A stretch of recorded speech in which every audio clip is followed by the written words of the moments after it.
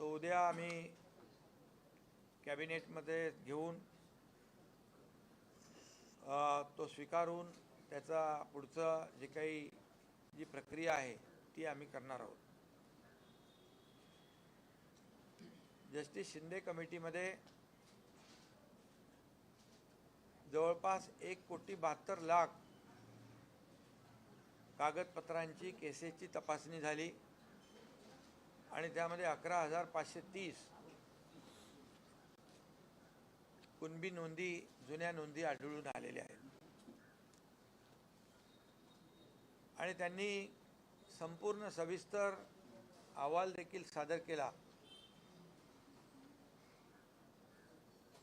आणि फार जुने रेकॉर्ड तपासले। त्याच्यामध्ये काही रेकॉर्ड्स उर्दूमधले, काही मोडी लिपीमध्ये देखील सापडले आणि पुढे देखील त्यांनी हैदराबादमध्ये जे जुने पुरावे नोंदी त्या कागदपत्रांसाठी विनंती केलेली आहे आणि त्याच्यामध्ये देखील त्यांचं म्हणणं आहे आणखी काही नोंदी सापडतील म्हणून त्यांनी 2 महिन्याची आपल्याला सरकारकडे मुदत मागितली आणि काम तसं बघायला गेलं तर त्यांनी खूप चांगल्या प्रकारचं काम केलं आहे। म्हणजे अनेक पुरावे तपासले, 1, 2, 3 असे 15-16 पुरावे तपासले। अतिशय डिटेलमध्ये त्यांनी त्याच्यामध्ये काम केलेलं आहे आणि म्हणून सरकारने त्यांना 2 महिन्याची काही मुदत दिली की त्यांच्या कामाचा आवाका आणि त्यांच्या कामातून आलेलं आउटपुट जे आहे त्याचं प्रमाण मोठं आहे। तरीसुद्धा त्यांना आम्ही सांगितलेलं आहे, विनंती केली आहे की 2 महिन्याचा अवधी असला तरीसुद्धा लवकरात लवकर आपला रिपोर्ट सादर करा, अंतिम रिपोर्ट। पण हे जे 1,73,00,000 कागद तपासलेत, केसेस तपासल्यात आणि 11,530 याच्यामधून नोंदी सापडल्यात, ही देखील एक समाधानकारक बाब आहे आणि म्हणून त्यांना देखील कुणबी प्रमाणपत्र जे आहेत त्यांच्या नोंदी सापडल्यात त्या कागदपत्रांची तपासणी करून पुढची कार्यवाही देखील सुरू होऊन जाईल। दुसरं हा एक भाग झाला जस्टिस शिंदे कमिटीचा आणि दुसरा एक भाग जो आहे जे मराठा आरक्षण, मूळ मराठा आरक्षण जे आहे हे सुप्रीम कोर्टामध्ये जे रद्द झालं त्यावर देखील सरकार काम करतंय आणि क्युरेटिव्ह पिटिशनमध्ये सुप्रीम कोर्टाने ड्यू प्रोसेसमध्ये मॅटर लिस्टिंग करून आम्ही ऐकू अशा प्रकारचं एक विंडो सुदैवाने ओपन झालेला आहे आणि त्यावर देखील काम सरकारचं युद्धपातळीवर सुरू आहे। आज मागासवर्ग आयोगाचे अध्यक्ष निरगुडे साहेब होते, त्यांची कमिटी त्याच्यावर काम करते। त्यांना जी काही लागणारी मदत जी आहे ती पूर्णपणे सरकार उपलब्ध करून देईल आणि रिजन वाईज त्यामध्ये ज्या तज्ज्ञ संस्था आहेत या तज्ज्ञ संस्था त्यामधून त्यांना मदत करतील। पूर्ण मॅनपॉवर जे काय आवश्यक असेल स्टाफ आणि ज्या संस्था विश्वसनीय संस्था आहेत ज्यांनी यापूर्वी देखील काम केलेलं आहे अशा संस्थांच्या माध्यमातून युद्ध पातळीवर ते इम्पिरिकल डेटा जो आहे तो त्याचं एक्सरसाइज आणि गोळा करण्याचं काम होईल आणि मराठा समाज मागास कसा आहे हे सिद्ध करण्यासाठी या क्युरेटिव्ह पिटिशनच्या माध्यमातून आपल्याला ते उपयुक्त ठरेल। कारण त्याच्यामध्ये ऑर्डर करताना सुप्रीम कोर्टाने मागे आपलं आरक्षण रद्द करताना ज्या काही त्रुटी काढलेल्या आहेत त्या त्रुटी दूर करण्यासाठी देखील आज आम्ही जस्टिस निवृत्त न्यायाधीश गायकवाड साहेब, निवृत्त न्यायाधीश भोसले साहेब आणि जस्टिस शिंदे साहेब याची एक ॲडवायझरी बोर्ड म्हणून ती एक आम्ही स्थापन केलं आहे. कारण गायकवाड साहेबांचा पहिला रिपोर्ट त्यांचा होता, दुसरा रिपोर्ट भोसले साहेबांचा होता आणि जस्टिस शिंदे तर आता त्याच्यावर काम करत आहेत. त्यामुळे तो एक आम्ही निर्णय आज घेतलेला आहे. ही कमिटी जी आहे महत्त्वाची 3 जस्टिस निवृत्त न्यायमूर्तींची, ही सरकारला क्युरेटिव्ह पिटिशन आणि टिकणारं मराठा आरक्षण हे देण्यासंदर्भामध्ये मार्गदर्शन करेल आणि मागासवर्ग आयोगाला देखील मदत करेल अशा प्रकारचा निर्णय झाला. एक टास्क फोर्स जो आहे तो देखील सिनियर काउन्सिलचा आपण गठीत केलेला आहे आणि त्यांची देखील बैठक जी मागच्या वेळेस मराठा आरक्षण जे देवेंद्र फडणवीस साहेब मुख्यमंत्री असताना दिलं, त्या कमिटीमध्ये दादा आम्ही सगळेच होतो आणि त्यात देखील जे काही तज्ज्ञ आहेत त्या तज्ज्ञांनी मराठा आरक्षण मिळवून देण्यासाठी, हायकोर्टमध्ये टिकवण्यासाठी जे काही काम केलं त्यांची देखील बैठक टास्क फोर्सचे जे आपले वकील आहेत किंवा आपली जी बाजू सुप्रीम कोर्टामध्ये मांडणार आहे त्यांची देखील बैठक तातडीने घेण्याचा निर्णय आम्ही घेतलेला आहे. आणि एकंदरीत हा डाटा गोळा करण्यासाठी रिजन वाईज म्हणजे टाटा इन्स्टिट्यूट असेल, गोखले इन्स्टिट्यूट आहे, असे अनेक जे काही नामवंत आहेत, विश्वसनीय संस्था आहेत, त्यांची मदत आम्ही या ठिकाणी घेणार आहोत. आणि ज्यांना या बाबतीमध्ये ज्यांनी मगाशी मी म्हटलं की मागच्या वेळेस जे आरक्षण दिलं आणि हायकोर्टामध्ये त्याला चॅलेंज झालं, पण हायकोर्टामध्ये देखील ते टिकवलं आणि त्यामध्ये ज्यांनी सहभाग घेतला, योगदान दिलं, त्यांची देखील मदत आम्ही घेतोय. खरं म्हणजे हा मुद्दा फार जुना आहे, 1980 पासूनचा. असा असला तरी सुद्धा या मुद्द्याला, मराठा आरक्षणाला खऱ्या अर्थाने चालना दिली ती देवेंद्र फडणवीस साहेब मुख्यमंत्री होते त्यावेळेस दिली आणि त्यावेळेस मराठा समाजाला आरक्षण आपण सरकारने दिलं. हायकोर्टामध्ये त्याला चॅलेंज झालं, ते टिकवण्याचं काम आपल्या सरकारने आणि या सर्व तज्ज्ञ लोकांनी केलं.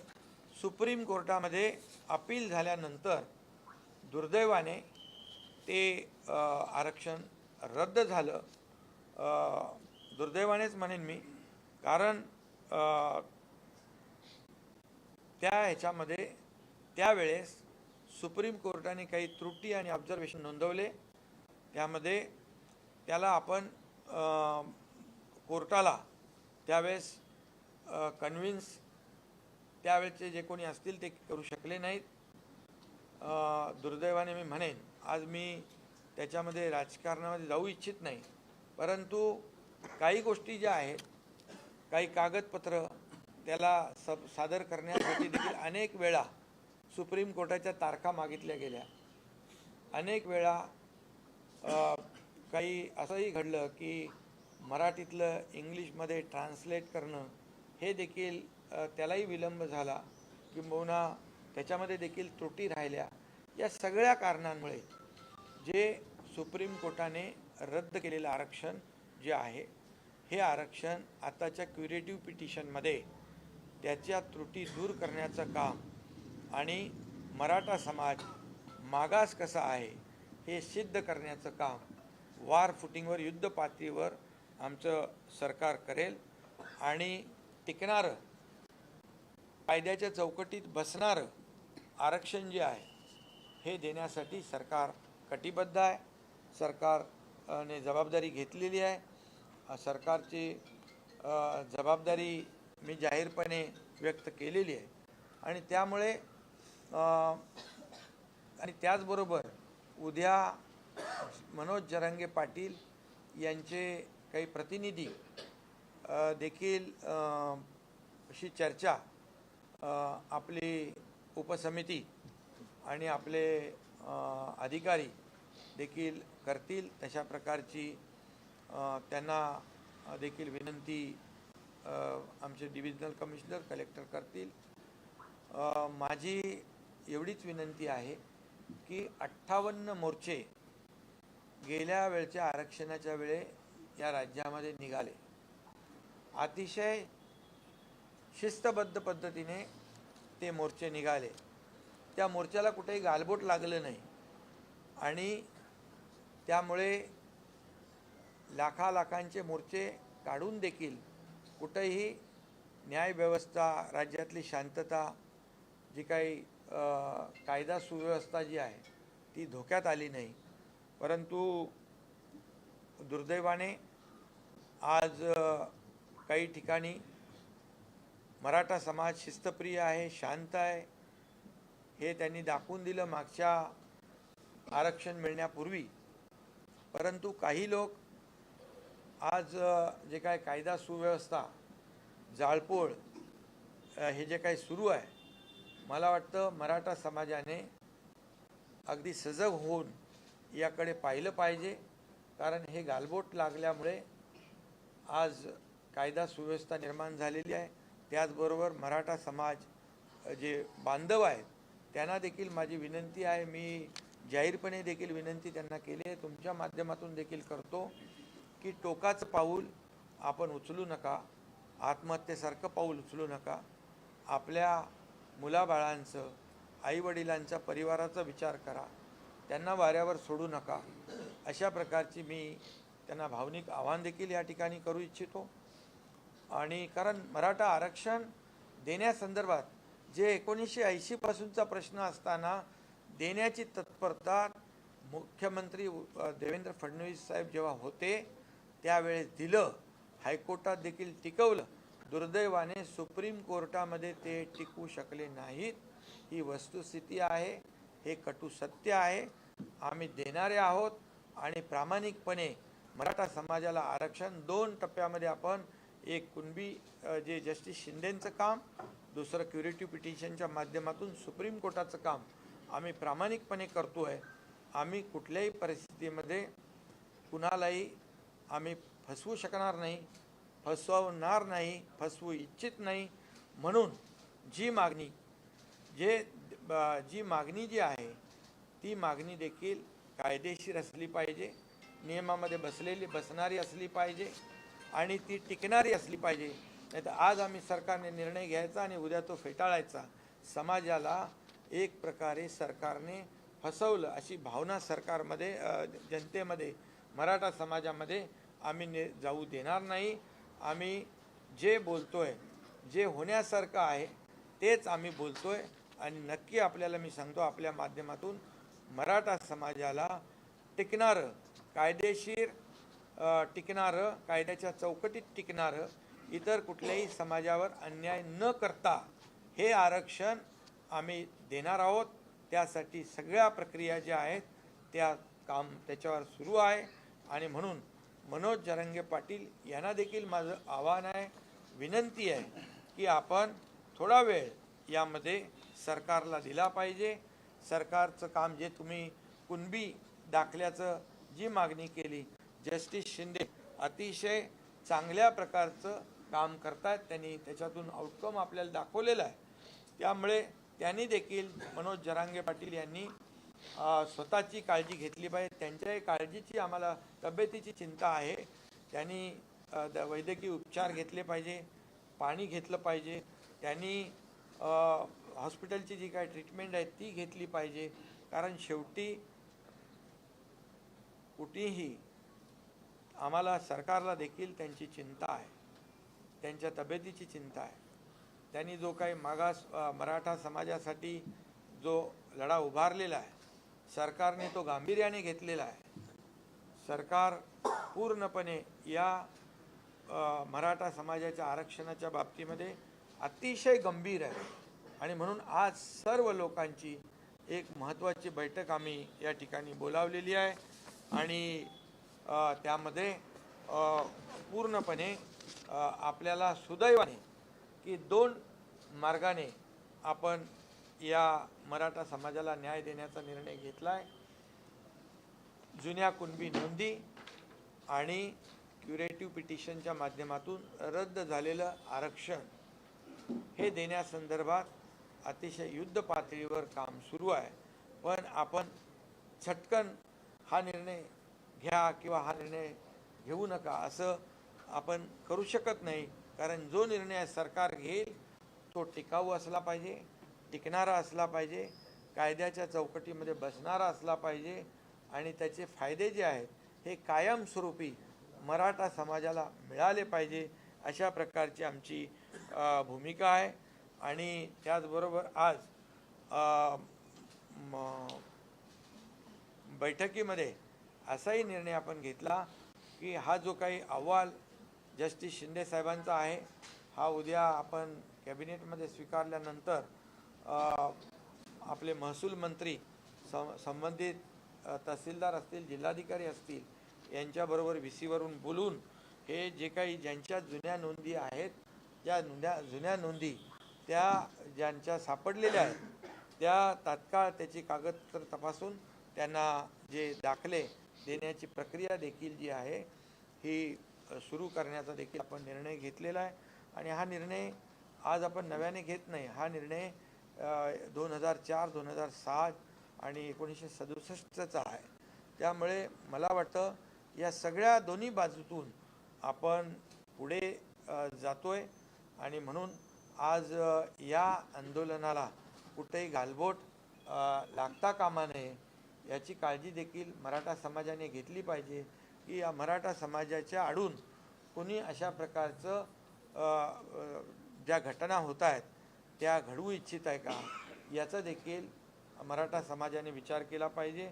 आणि राज्यातील जनतेला देखील मी शांततेचं आवाहन करतो, कारण राज्यामध्ये कायदा सुव्यवस्था शांतता अबाधित राखणं सरकारची जबाबदारी जशी आहे तशी नागरिकांची आहे आणि आपल्या सर्वांची आहे। त्यामुळे या सगळ्या आंदोलनाला मराठा समाजाच्या कुठेही गालबोट लागू नये याची काळजी मला वाटतं मराठा समाजाने, मराठा क्रांती मोर्चाने आणि मनोज जरांगे पाटील यांनी देखील घेतली पाहिजे। सरकार तर घेतेच आहे आणि म्हणून सगळ्यांना मी शांततेचं देखील आवाहन करतो, विनंती करतो पुन्हा एकदा की मनोज जरांगे पाटील यांनी जे काही उपचार असतील, पाणी असेल, जेवण असेल हे घ्यावं आणि सरकारला थोडा अवधी निश्चितपणे दिला पाहिजे, कारण जो अवधी आपण वाढवून दिलेला आहे त्याच्यातून आपल्याला मोठ्या प्रमाणावर जुन्या नोंदी निष्पन्न होत आहेत। आणि म्हणून आणि त्याचबरोबर क्युरेटिव्ह पिटिशनचं देखील मी आपल्याला वस्तुस्थिती सांगितलेली आहे। सुदैवाने ती विंडो देखील आपल्यासमोर ओपन झालेली आहे आणि त्यासाठी आपण जे जे काही करायचं ते करणार आहोत।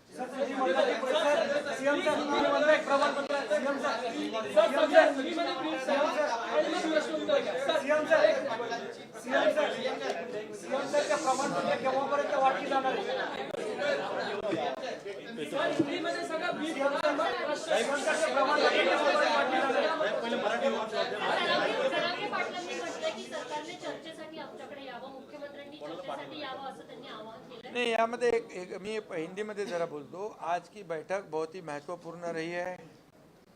मराठा आरक्षण के बारे में सभी हमारी उप समिति की बैठक थी, उप समिति के सभी मेंबर थे और सभी अधिकारी थे, एजी थे और जो मागास वर्ग आयोग है उसके निर्गुणे जी थे, जस्टिस शिंदे जी थे और सभी लोग आज बड़े पैमाने पर चर्चा हुई है, सब पॉजिटिव चर्चा हुई है।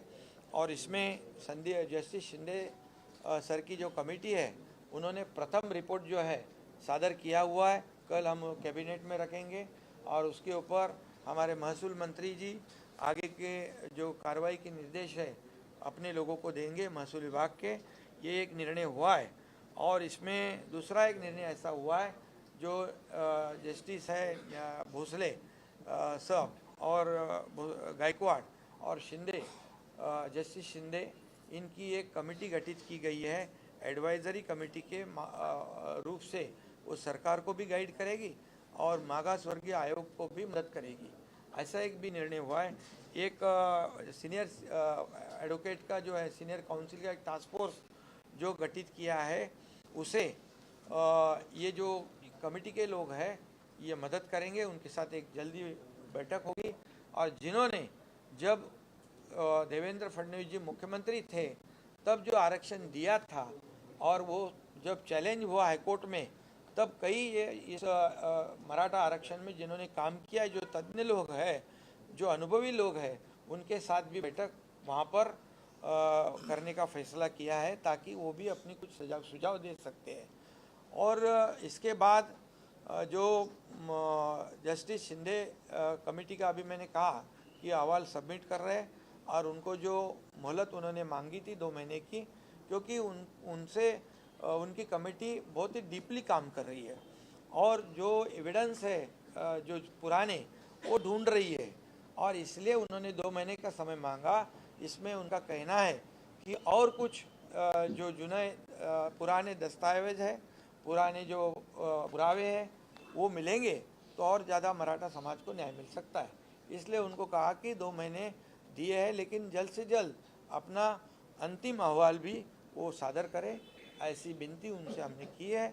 ये एक तरफा हुआ है। उन्होंने 1 करोड़ 70 लाख लोगों के कागजात देखे हैं, उसमें से 11,530 पुरानी जो नोंद है, पुराने जो उनके एविडेंस है वो मिले हैं उसमें, जिससे मराठा समाज को निश्चित रूप से फ़ायदा हो जाएगा। और दूसरी तरफ जो सुप्रीम कोर्ट में ये जो मराठा आरक्षण जो मुख्यमंत्री देवेंद्र फडणवीस जी के ज़माने में हम लोग साथ में ही थे, सब चंद्रकांत पाटिल जी है, हम लोग सब थे, और वो जो हाईकोर्ट में जब चैलेंज हुआ तो हाईकोर्ट में उसको प्रोटेक्ट किया, हाईकोर्ट ने कंफर्म किया और दुर्भाग्यवश सुप्रीम कोर्ट में वो रिजेक्ट हुआ। अभी वहाँ पर जो हुआ है, जो त्रुटियाँ है, जो खामियाँ सुप्रीम कोर्ट ने निकाली है, उसके ऊपर काम कर रहे हैं। और जो मराठा समाज बैकवर्ड कैसे है, ये जो एम्पिरिकल डेटा जो है वो कलेक्ट करने का काम शुरू है। जो बैकवर्ड कमीशन है, निरगुडे जी है, उसकी कमेटी काम करेगी। और दूसरी बात, जो ये जो कमेटी हमने गठित की है, justice Bhosale, justice Gaikwad, justice Shinde, ये कमेटी जो है सरकार को भी मार्गदर्शन करेगी मराठा आरक्षण के मुद्दे पर, और इनको भी जो बैकवर्ड कमीशन है उनको भी मदद करेगी। ऐसा ये तय हुआ है।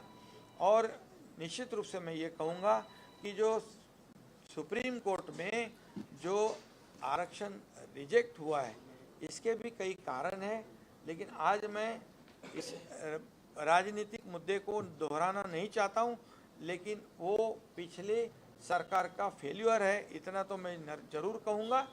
और वहाँ पर जो त्रुटियाँ खामियाँ है वो जो है उसको कैसे करेक्ट किया जाए, इसके लिए क्यूरेटिव पिटीशन में जब हमें सुप्रीम कोर्ट मौका देगा तो वो जो एविडेंस है, जो मराठा समाज कैसे सोशली और एक एजुकेशनली बैकवर्ड है, ये साबित करने का काम हमारी ये तज्ञ जो सीनियर काउंसिल है और ये बाकी लोग जो हैं अभी जो मैंने नाम लिए हैं वो मदद करेगी। और मैं इतना विश्वास के साथ कह रहा हूँ, दावे के साथ कह रहा हूँ कि जो मराठा आरक्षण जो है समाज को देना है वो नियम के अनुसार जो टिकने वाला, जो कानून के दायरे में बैठने वाला ये आरक्षण देना, ये सरकार इसके लिए कटिबद्ध है, ये हमारी जिम्मेदारी है, उसके ऊपर हम काम कर रहे हैं।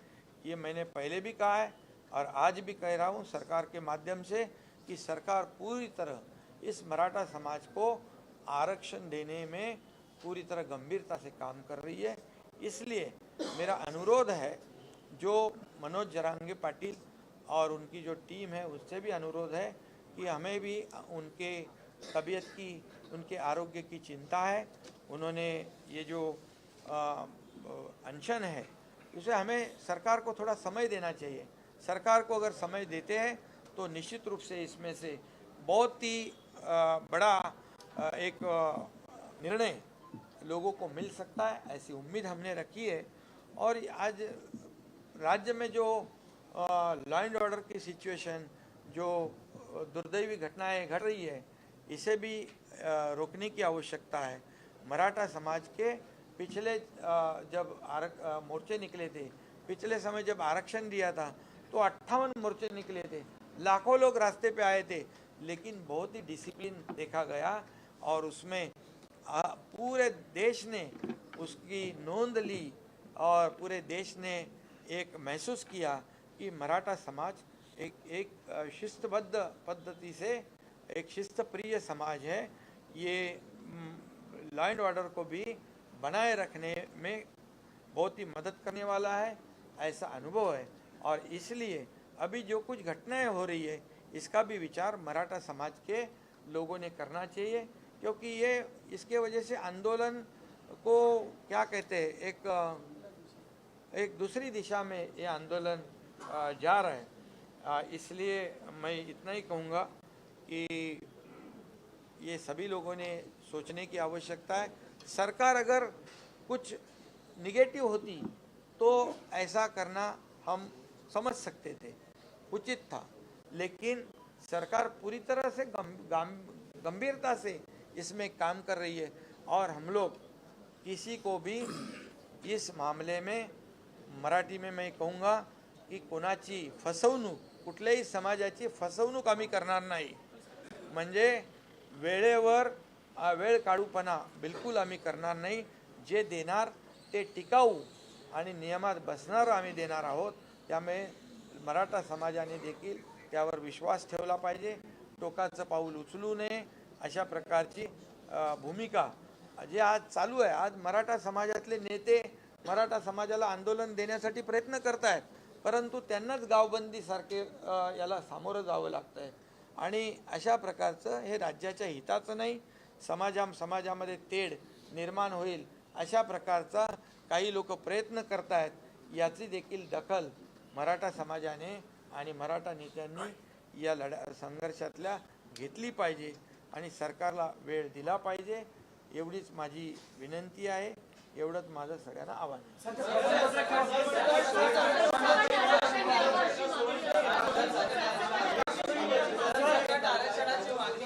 अरे एक प्रश्न नाही, हे बघा, ज्यांना आधीपासून हे कुणबी प्रमाणपत्र देण्याचं ज्यांच्या जुन्या नोंदी आहेत, हे 67 पासून सुरू आहे। 2004ला त्याचं JR पण निघाला आहे, पुन्हा JR निघालेले आहे। तर हे पूर्वीपासून 67 पासून तो नियम झालेला आहे। नवीन नियम तो किंवा नवीन निर्णय आपण घेतला नाही। या मराठवाड्यातल्या लोकांना कुणबी दाखला पाहिजे आणि तो मिळायला अडचण होती, म्हणून ती आपण कमिटी नेमली आणि ती कमिटी चांगलं काम करते। आणि मेन जो आहे मराठा आरक्षण, या मराठा आरक्षण देण्याबद्दल तर मी बोललेलो आहे। मराठा आरक्षण देण्याबद्दल जे रद्द सुप्रीम कोर्टात झालं आहे ते आपण क्युरेटिव्ह पिटिशनच्या माध्यमातून आपण त्याच्यावर काम करून मराठा समाज मागास कसा आहे हे पूर्णपणे पुरू करण्याचं काम सरकार करेल।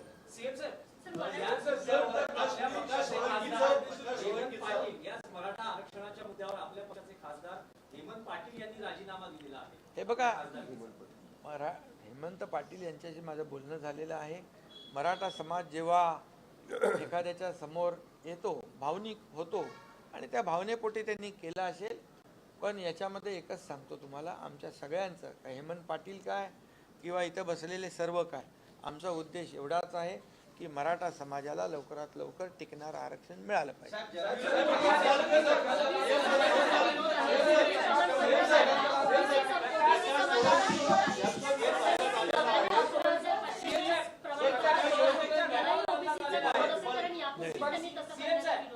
हे बघा, हा कुणबी प्रमाणपत्र देण्याचा निर्णय आत्ता आपण घेतलेला नाही, हा 1967 पासून आहे। त्या मिळण्यामध्ये ज्या अडचणी होत्या त्या दूर करण्यासाठी जस्टिस शिंदे कमिटी आपण नेमली आणि त्याचाच कार्यभार सुरू आहे।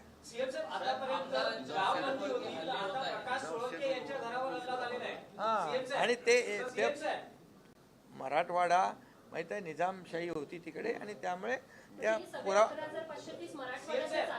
मराठवाड्याचे.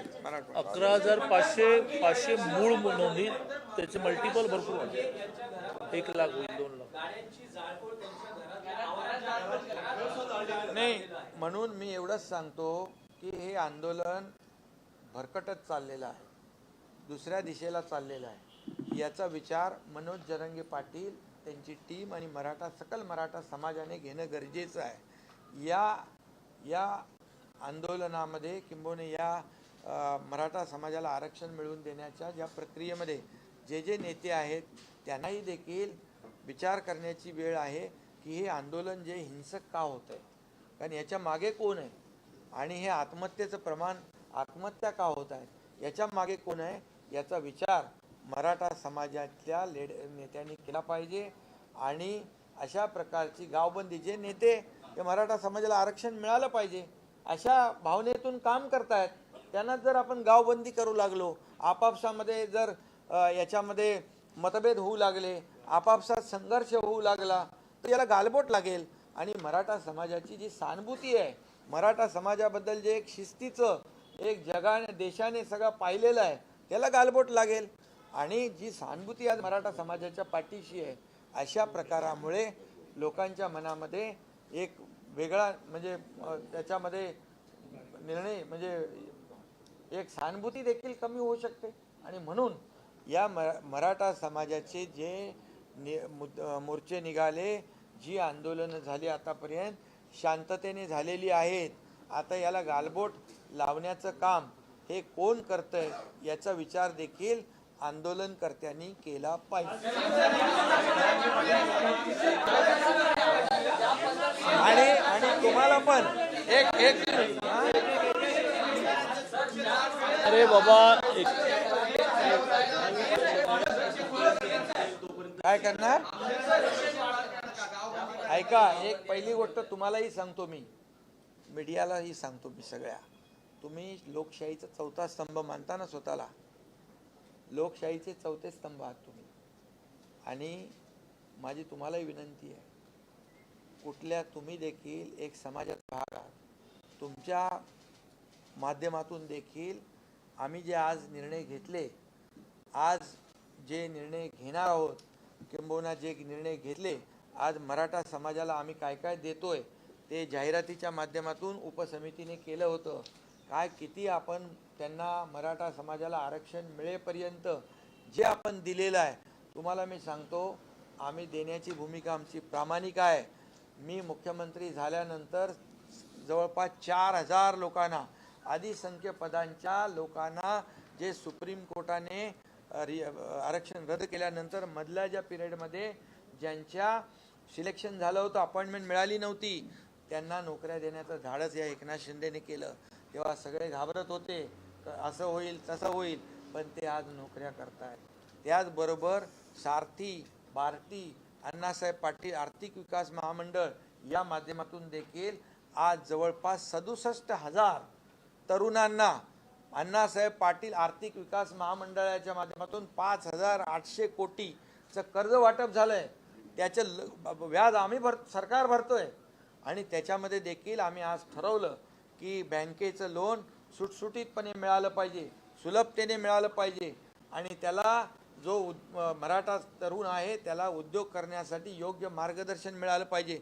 अशा तज्ज्ञ लोकांची देखील त्या कमिटीमध्ये आम्ही नियुक्ती करतोय.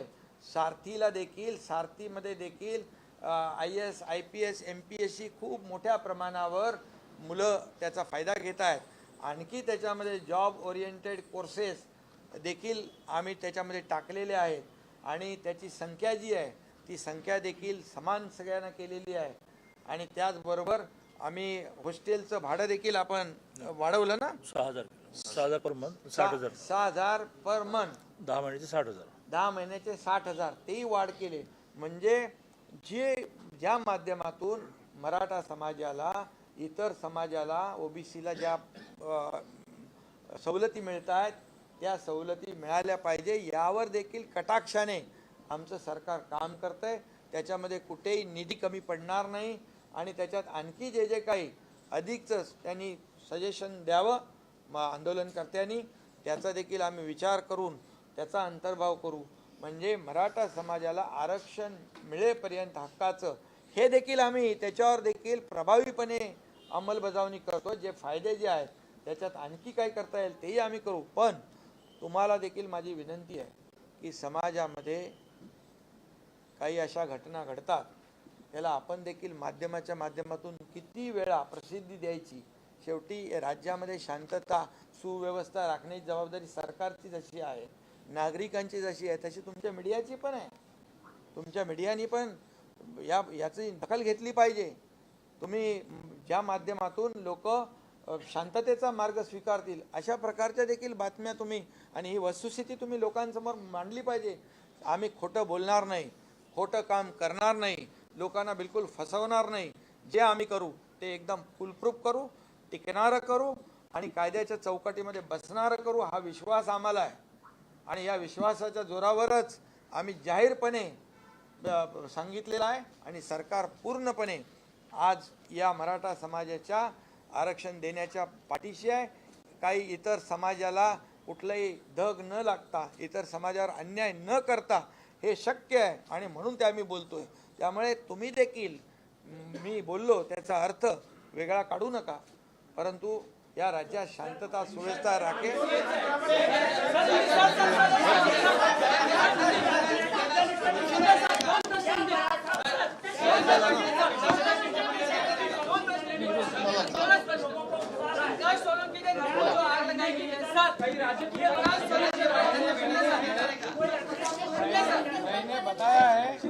मैंने बताया है मराठा समाज निश्चित रूप से उसकी जांच करेगा.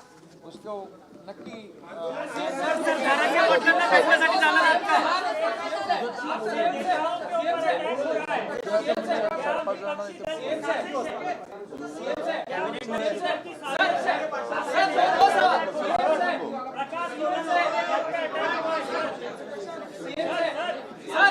शिंदे